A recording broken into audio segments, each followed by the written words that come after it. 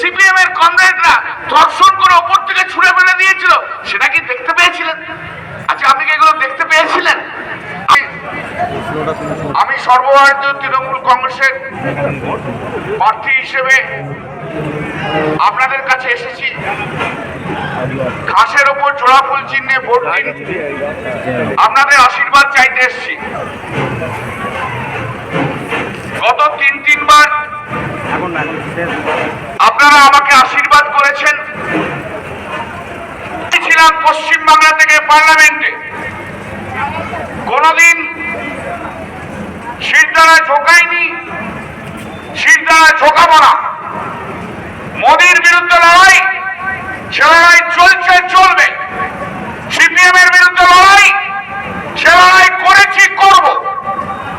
লড়াই থেকে কখনো পিছু পা হয়নি। 15 বছর ধরে এই শ্রীরামপুর পার্লামেন্টের সমস্ত রকমের ডোমজুর সহ সমস্ত জায়গায় ডেভেলপমেন্ট আমরা করেছি।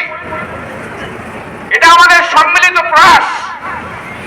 রাজ্য সরকার, জেলা পরিষদ, পঞ্চায়েত সমিতি, পঞ্চায়েত, বিধায়ক এবং আমি সবাই মিলে আমরা কাজ করেছি এবং 15 বছরে এই অঞ্চলে, চকপাড়া আনন্দনগর অঞ্চলে যে ডেভেলপমেন্ট হয়েছে, সেই ডেভেলপমেন্ট 34 বছরের সিপিএম জমানায় তার 1/4 অংশ পর্যন্ত হয়নি, কিছু করতে পারেনি।